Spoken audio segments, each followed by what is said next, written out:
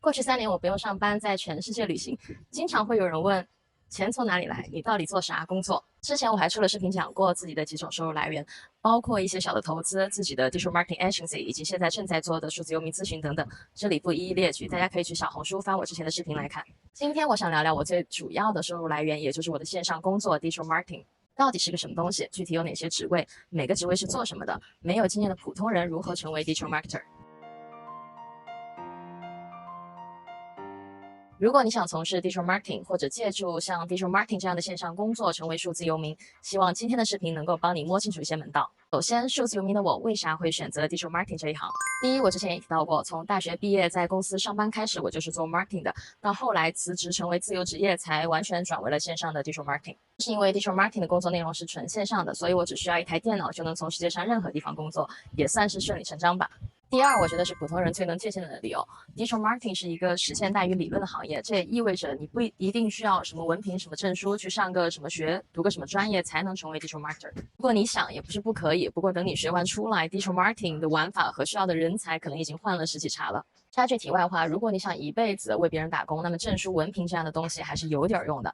但是如果你想自己创业，只为自己工作，那么你需要明白，传统的教育不一定适合你。因为传统的教育体制是培养循规蹈矩的大多数人，你只需要上个课，通过考试就行。至于你有没有掌握具体的技能 ，nobody cares。更别说很多课程用着老掉牙的教材，更不可能教会你在这个快速变化的现实世界搞钱搞事业所需要的具体技能。并且，传统的教育强调规章制度，而不是打破传统，是为社会输送听话的高级打工人。所以你可以看到，不吃这一套，而且早早明白自己想要什么的人，已经休学创业去了。这些人也就是自己做生意或者创业的 entrepreneur，拥有的基本能力是敢于跳出条条框框，敢于承担风险，清楚的明白自己想要什么，以及需要哪些对应的技能，从而去主动学习。这些都不是你去读个书就能掌握的，所以这是少数人走的路。包括现在在看视频的你，如果正处于不想上班的状态，在试图搞清楚怎么去达到这一目的，愿意去学习、去探索，你已经在主动选择自己的道路了。第三，在 digital marketing 这一行，你知道怎么做，你就是知道；你不知道就是不知道，没有那么多模棱两可虚的东西。比如你去投个 Facebook 广告，花了这笔钱，达到了什么效果，投入产出比是多少，一切都有数据说话。这也意味着你想掌握这项技能，你就去学，再不断去练习，不断精进就行。所以我觉得想靠 digital marketing 养活自己挺简单的，只需要你稍微有点脑子，有自主学习的能力，有行动力就行。OK， 进入正题，今天的视频内容有点长，因为我会默认大家啥都不明白，所以讲的比较细，主要分为以下几个部分。第一，什么是 marketing？ 第二，传统的 marketing 是什么样子？第三，什么是 digital marketing？ 第四， digital marketing 都有哪些岗位？第五，如何通过 digital marketing 成为数字游民。 marketing 的中文是市场营销，我查了一下百度百科，直接两眼一黑。我最讨厌的就是这种不说人话的解释。By the way， 在 marketing 行业这也是一个大的忌讳。你要是也看不懂，我来给你翻译一下。marketing 就是把一件产品介绍给大家，并且吸引大家来买。当然 marketing 也分为战略层面和执行层面。战略层面，比如前期的市场调研、定位、预算分配，这些都是 CMO Chief Marketing Officer 负责的。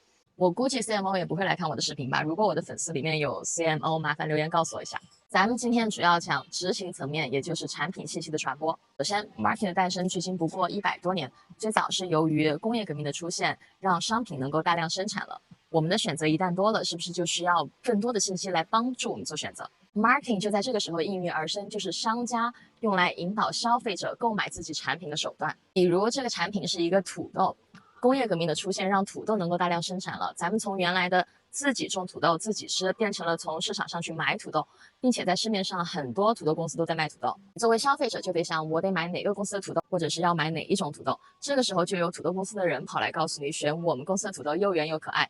你要是做 marketing， 你就是那个到处跑去告诉别人你们公司土豆又圆又可爱的人。去哪儿告诉别人，怎么告诉别人，这就是我们接下来要聊的。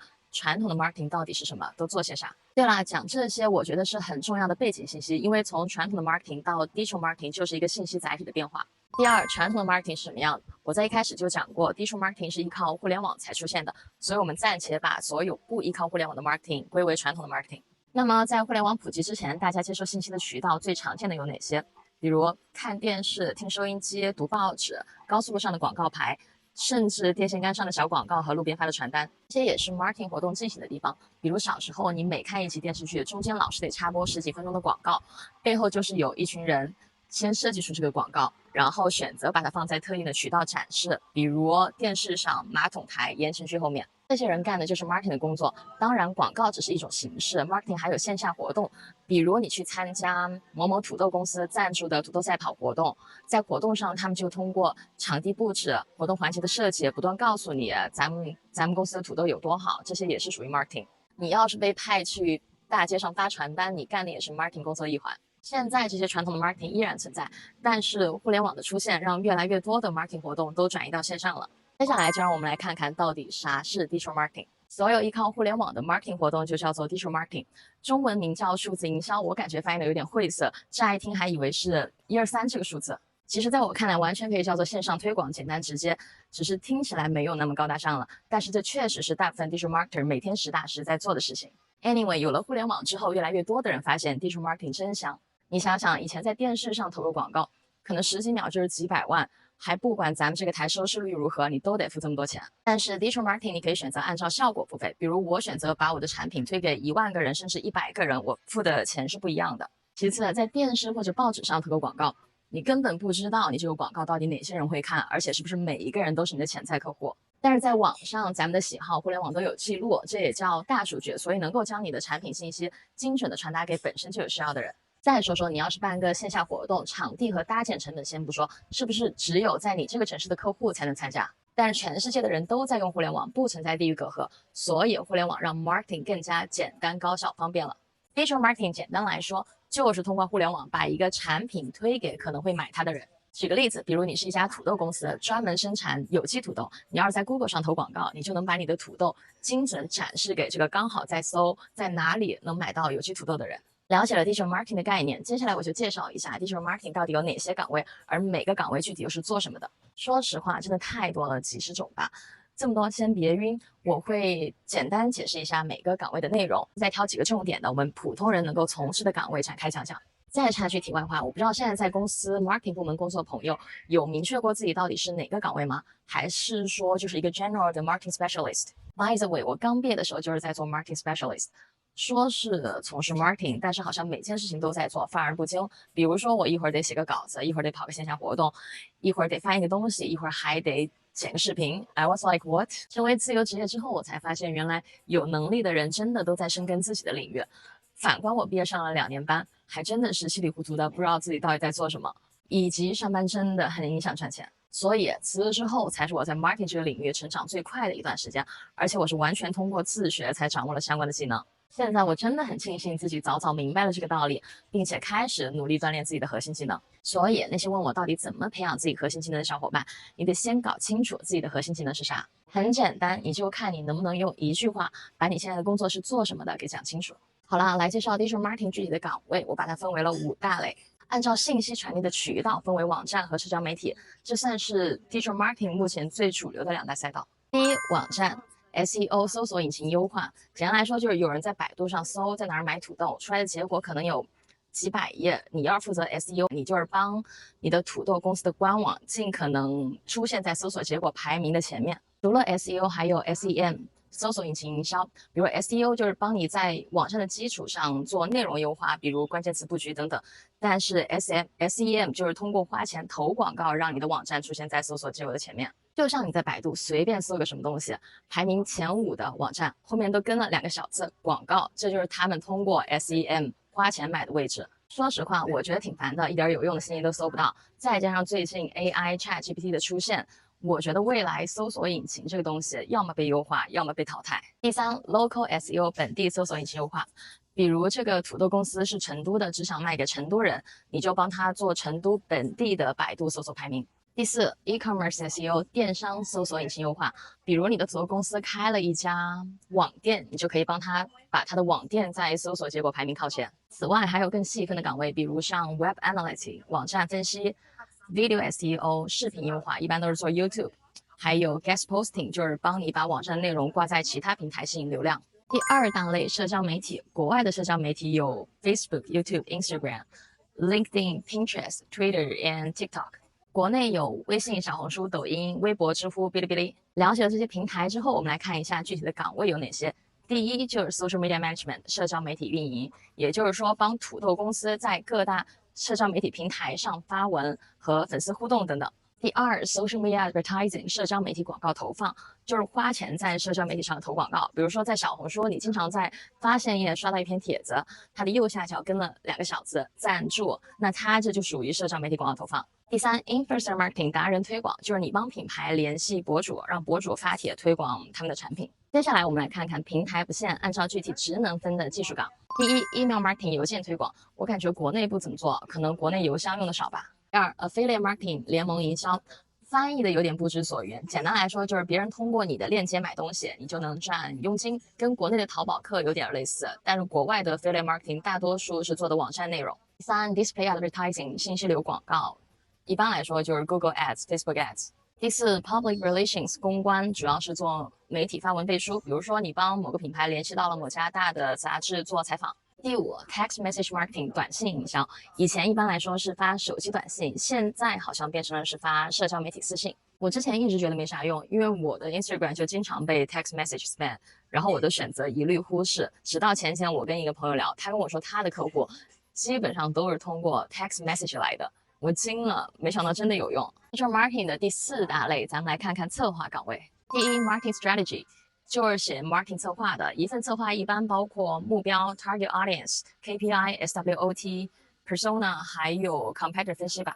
第二 ，marketing consultation 咨询，万物皆可咨询，你可以选一种 digital marketing 的服务，比如 SEO 咨询或者是社交媒体咨询。最后，我们还可以按照不同的行业来分。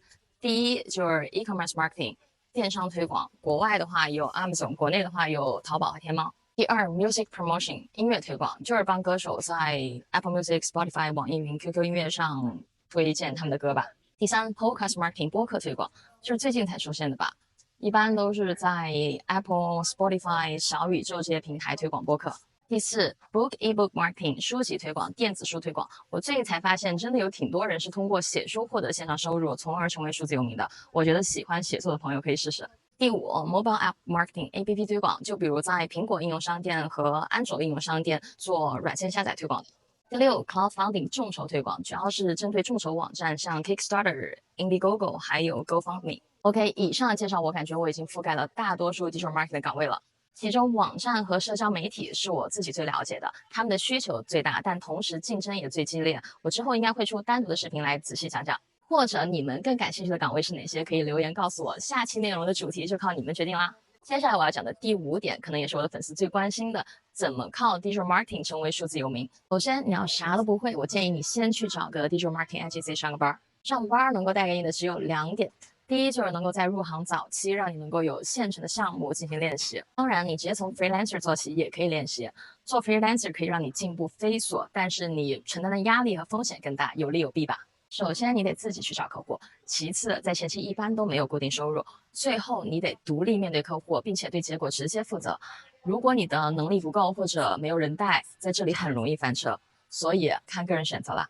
第二，在公司你可以学的是团队搭建和一整套客户对接的流程，因为未来你要是想做 freelancer 或者创业的话，你必须得会这些。比如 proposal、pitch client、contract、client onboarding、前期策划、项目管理、执行报告、反馈。找什么班上？第一，最好远程，因为我觉得做 digital marketing 这一行线下办公的意义不大。第二，最好乙方别去甲方，虽然在乙方你压力大，但你成长更快，也是为你之后做 freelancer 做铺垫，因为 freelancer 就相当于是独立的乙方个体。如果你在找 digital marketing agency 想有一些练手机会并积累 case study， 可以联系我，我们可以一起合作。如果你想学习如何打造自己的 online business， 我也可以教你，视频最后看详细的介绍。最后也就是最重要的，去上班不一定能学到具体的技能，所以你必须得自学。digital marketing 学习平台第一个是 HubSpot Academy。HubSpot 本来就是做 marketing 的软件公司，提供的课程比较全面，从 marketing 的基本知识，比如 marketing funnel 的搭建，到具体的技能，比如 email marketing， 他们都有课程。第二 ，Facebook Blueprint 就是 Facebook 开发的课程，就是教你在 Facebook 和 Instagram 上投广告，学完还会给你发一个平台的证书。第三 ，Google Skillshop 也比较全面，从 marketing 的基础知识到网站分析这样的具体技能，他们都有，并且学完之后还会给你一个 Google Ads 的证书。第四 ，Hootsuite Academy 主要提供社交媒体相关的课程。以上提到的课程都是免费的，还都是非常可信的。除此之外，还有成千上万的 YouTube 频道教你怎么做 digital marketing。所以我说，只要你想，随时都可以开始学。学会了练练手，积累了案例，可以从远程的 freelancer 做起。我之前也介绍过 freelancer 的平台，比如说 Upwork、Fiverr 等等。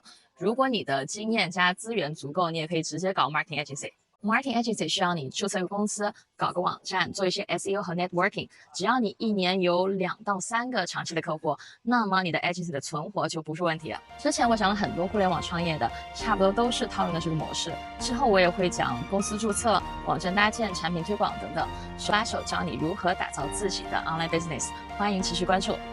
当想要加入我的 marketing agency 一起搞事情的，或者想要提前学习 online business 的打造的，详细介绍请看留言区置顶。